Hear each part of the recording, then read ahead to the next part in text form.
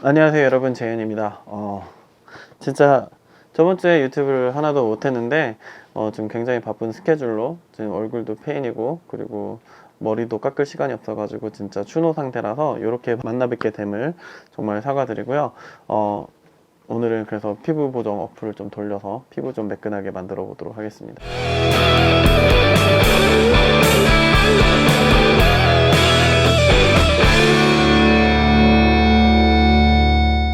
이제 얼마 전에 구독자님께서 질문을 주셨는데 EOS RP하고 6400하고 고민하신다고 하셨어요. 하나는 풀프레임이고 하나는 크랍이고 가격차는 조금 EOS RP가 50만원 정도 더 비싼 그런 상황인데요.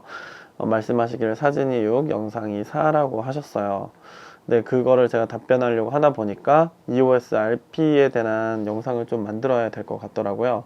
원래는 만들 생각이 전혀 없었는데 제가 EOS RP를 써보고 그 블로그까지 포스팅을 했는데, 그 포스팅을 보시면 알겠지만 EOS RP에 대한 너무 일관적인 비판들이 너무 많아가지고, 특히 그 영상에서 24프레임이 안 된다는 것 때문에 사람들이 이제 말이 많아가지고, 어떻게 보면 제가 다른 시각을 좀 제시하는 영상을 만들어 보고 싶어가지고 이 영상을 만들게 되었습니다. 일단은 EOS RP 첫 번째로 가장 중요한 거는 포지셔닝 자체가 영상용 바디로 나온 게 아니라 풀프레임 카메라, 말 그대로 사진을 주력으로 하는 사람들을 위한 그러한 바디로 나왔어요. 그래서 여성분이라든지 블로거라든지 사진을 주력으로 찍고 영상을 조금 찍을 수 있는 사람들을 위해서 포지셔닝으로 나온 거고, 이 R 시리즈들이 보면은 EOS R이 5막 4랑 그 다음에 6주막 사이에 포지셔닝을 했다면, EOS RP는 6주막보다 아래에 있는 포지셔닝입니다. 말 그대로 엔트리 레벨이고, 가볍게 쓸 수 있고 부담 없이 쓸 수 있고, 그리고 RF EF 마운트를 통해 가지고 캐논의 10만원대 저렴이 1.8이라든지 2.8 팬케이크 렌즈들을 쓸 수 있게 만들어 놓은 그러한 카메라라고 보셔야 될 것 같아요. 그래서 만약에 유튜브를 영상을 전문적으로 약간 하이 어드밴스드 아마추어 퀄리티의 영상을 뽑겠다 하시는 분들, 특히 유튜브에서 약간 영상 기기라든지 이런 측면에서 미러리스 카메라를 구입하시는 분들은 EOS RP가 부족한 바디이고 까는 게 당연한 거죠. 그래서 24프레임이 안 된다, 시네마틱 브이로그가 안 된다, 그걸 찍고 싶은데 못하게 만들어 놓은 바디이기 때문에 사람들한테 어떻게 보면 부정적인 평가를 받고 있는 것 같은데, 제가 실제적으로 일반인들 기준에서 바라봤을 때는 EOS RP가 굉장히 메리트 있는 바디더라고요. 첫 번째로는 아까 잠깐 말씀드렸던 EF 렌즈군이 굉장히 많이 있고, 그 저렴한 타사 렌즈까지 합치면 정말 굉장히 많이 있고, 중고 시장도 많이 활성되어 있고, 이 캐논에서 만들어 놓은 어댑터와 캐논의 렌즈와 그 다음에 캐논의 미러리스 바디가 만났을 때는 그 렌즈가 거의 네이티브라고 봐도 무방한 그런 렌즈예요. 이 네이티브냐 아니냐는 뭐냐면, 카메라에서 메커니즘을 공개를 안 하기 때문에 서드파티에서 이렇게 역추적으로 이렇게 렌즈를 만들어야 되거든요. 근데 캐논에서 바디를 만들고 어댑터도 만들고 그 다음에 렌즈의 모든 특성이나 렌즈 프로파일이나 렌즈 보정치 데이터를 다 가지고 있는 그런 조업이라면 거의 네이티브 렌즈라 보셔도 무방하고요. 실제로 EF 마운트에서 DSLR을 썼던 퀄리티와 어댑터 EOS R이나 EOS RP에 썼던 EF 렌즈의 퀄리티는 똑같다고 보시면 되고요. 대려 포커스에서 정확해져 있어서 카메라라든지 영상 찍을 때 훨씬 더 이득을 보는 그런 부분이 있습니다. 따라서 EOS RP는 캐논의 가장 장점인 렌즈군을 다양하게 활용할 수 있다는 그러한 바디예요. 6400 같은 경우나 타사 같은 경우는 렌즈가 캐논보다 좀 더 적고 비싸다는 그런 단점이 있으니까요. 두 번째로는 일단은 영상에서 지금 24p가 안 되는 게 엄청 까이고 있는데, 이제 그 부분에 대해 조금 얘기를 할까 해요. 이제 일반인들 기준으로서 영상을 찍는다고 하면 대부분의 일반인들은 30p로 촬영을 합니다. 왜냐면 핸드폰으로 인스타 스토리라든지 자기 얼굴 셀피 동영상이라든지 이런 것들 보면 다 30p에서 촬영이 되고 있거든요. 특히 얼굴 보정해주는 여성분들이 자주 쓰는 그런 스노우 같은 경우도 30p로 촬영이 되고 있습니다. 30p의 장점은 뭐냐면 셔터 속도를 빨리 찍어도 프레임 수가 24프레임보다 많기 때문에 이 모션이 갔을 때 막 부드럽게 움직이는 그런 장점이 있어요. 30p, 60p가요. 이제 24p 같은 경우에는 모션이 빨리 움직이면은 이렇게 뚝뚝뚝 끊기는 부분이 생기거든요. 그 생기는 거를 모션 블러를 내기 위해서 ND 필터를 장착을 해야 되잖아요. 그러니까 예를 들면 이제 초보분들이 카메라를 사서 24p 시네마틱을 찍고 싶어서 ND를까지 사서 ND 넣어가지고 촬영하는 거는 거의 어떻게 보면 제가 볼 때는 일어나지 않을 법한 일이에요. 주변에 제 여자분들이 뭐 유튜브 하고 싶다고 해서 얘기를 들어보면 그런 일은 전혀 없을 거라고 생각을 합니다. 그러니까 ND를 사용하지 않는다 가정했을 때 셔터 스피드를 높이고 촬영한다고 했을 때 그것들을 생각을 해보면 30p, 60p만 쓰는 게 어떻게 보면은 가장 적절한 대처일 수가 있겠고요. 셔터 스피드가 높아지다 보면 EOS RP 같은 경우는 바디 손떨방이 없고 디지털 손떨방이 있기 때문에 셔터 스피드가 높으면 높을수록 바디 손떨방이 훨씬 더 잘 먹혀요. 그래서 캐논이 그런 선택을 하지 않았나 싶은 생각이 듭니다. 근데 영상을 찍었을 때 30p로 찍었을 때 뭐 영상 퀄리티가 엄청 떨어지고 영상이 쓰레기냐, 그건 절대로 아니거든요. 그리고 또 하나, 로그 파일이 안 들어있는데 초보분들 입장에서 생각을 하다 보면은 로그 파일을 보정할 시간도 없고 보정할 스킬도 없어요. 그래서 캐논에서는 아싸리 HDR, 로그 파일 보정해가지고 명부 안부를 다 살린 HDR 영상 모드를 넣어준 것도 그러한 측면에서 넣지 않았나 그렇게 생각을 합니다. 초보들이나 입문자들, 비기너들을 위한 바디다 보니까 각 모드마다 설명들이 다 잘 나와 있고요. 그리고 메뉴도 굉장히 단순화되어 있어요. 영상도 들어가 보면 그냥 완전 자동 모드, 매뉴얼 모드, 그 다음에 HDR 모드 세 가지밖에 없거든요. 그래서 EOS RP는 아예 대놓고 비기너들을 위해서 사진 주력으로 하고 영상을 조금 찍을 수 있는, 유튜브 정도 영상은 충분히 커버할 수 있는 그런 바디로 나왔다는 것이죠.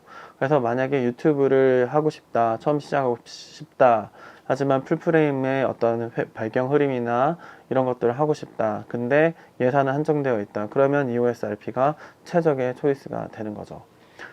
유튜버의 리뷰를 보면은 풀프레임이 그렇게 좋으면은 A7 마크 2 같은 지금 몇 세대 지나가지고 싸진 100만원 초반의 바디를 구매를 해라, 그게 훨씬 더 기능이 더 좋다.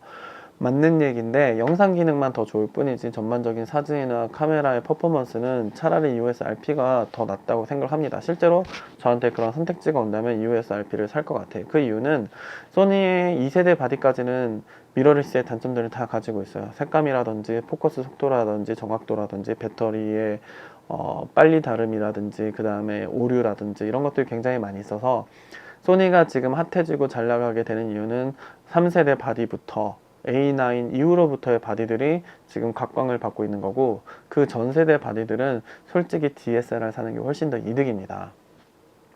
그래서 조금 종합을 해보자면 알파 6400은 크랍이긴 하지만 사진과 영상을 둘 다 노리고 어떠한 가볍고 이동성이 뛰어난 그러한 카메라인 점, 여행용으로 정말 베스트라고 생각을 해요. 하지만 사진이 메인이고 사진이 좀 더 주력이라면, 그리고 서브로 유튜브 브이로그나 이런 거 하실 계획이라면 EOS RP가 훨씬 더 좋은 초이스입니다. 6400 실사용기 리뷰도 곧 올라갈 텐데요. 잠깐 예를 들자면 같은 수입을 액정이다 하더라도 셀피 스크린이 되는데 6400 같은 경우는 이걸 들어서 촬영을 하고 확인을 하려면 이걸 다시 접은 다음에 뒤로 돌려가지고 확인을 해야 돼요. 근데 EOS RP나 EOS R 같은 경우는 그냥 스윕을 터치하면서 바로 확인이 가능합니다. 그리고 조작도 가능하고요. 그래서 터치의 레벨이나 LCD 액정의 퀄리티나 이런 것들은 제가 볼 때 훨씬 더 캐논이 앞서 있고, 특히 초보라면은 조작감이 익숙치 않은 분들이라면 EOS RP가 훨씬 더 낫다는 그런 말씀을 드리고 싶었어요. 마지막으로 제가 그 브이로그나 유튜브 컨텐츠를 찍을 때 저는 60p를 주력으로 사용을 합니다. 그 이유인 즉슨 60p로 슬로우 모션도 걸고 필요하면 슬로우 모션도 걸고, 그 다음에 밖에서 촬영을 할 때 밝은 빛에 125분의 1초로 촬영을 했을 때 ND를 좀 더 덜 쓰게 되는 부분도 있고요. 그리고 사진과 영상을 둘 다 하고 사진 퀄리티를 양보 못 하시는 분들은 ND 필터를 안 쓰게 되더라고요. 저 같은 경우는 ND 필터를 안 쓰는 이유가 필터를 집어넣게 되면은 그 고급 렌즈의 그 퍼포먼스를 깎아먹는 경우가 굉장히 생겨요. 물론 고급 필터를 쓰게 되면 그게 적다고 얘기하지만 그래도 아예 비싼 프론트 글래스에 코팅되어 있는 그 퍼포먼스를 따라올 수 없다고 그렇게 생각을 합니다. 뭐 이런저런 얘기를 다 했는데 종합을 해보자면 EOS RP 논란에 영상에 까이고 있지만 실은 사진이 메인인 바디이다. 두 번째로 영상으로 정말 못 찍는 바디냐? 그렇지 않다. 그래서 제가 다음에 플레이할 것은 제가 EOS RP를 가지고 제가 시네마틱 브이로그처럼 편집을 한 거예요. 직접 보시고 이 정도 퀄리티는 나온다. 여러분들이 보시고 판단하시고 참고하시면 될 것 같습니다. 오늘 영상 내용은 어디까지나 제 개인의 의견이고요. 뭐 특정 브랜드를 옹호하는 것도 아니고 그냥 너무 그렇게 까일 일도 아니고 호들갑 떨 일도 아니고 전반적인 어떠한 그런 막 그럴 정도는 아닌데 너도 나도 유튜브에서 영상 특화 커뮤니티인 유튜브에서 USRP를 막 까는 것 자체가 저는 솔직히 안 좋다고 생각을 합니다. 마찬가지로 RX02 같은 경우에도 뭐 동영상 연속 포커스가 안 돼서 마구 까는데 그것도 솔직히 이제 할 말이 많지만 여기서 줄이도록 하겠고요.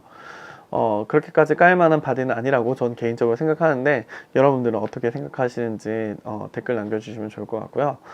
제가 뭐 캐논을 엄청 막 옹호하기 위해서 실드를 치기 위해서 또는 돈을 받고 그런 게 전혀 아님을 지금 밝혀두고요.